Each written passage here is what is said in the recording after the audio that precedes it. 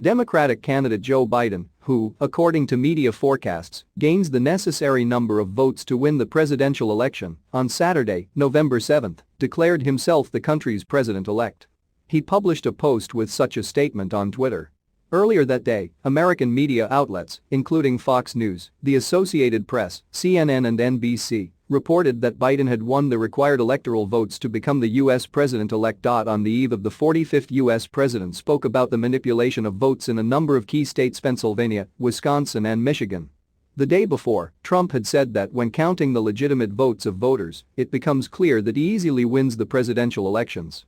On November 4, Biden expressed confidence in his election victory. According to him, after last night of counting, it became clear that he is winning enough states to collect the 270 electoral votes necessary to win.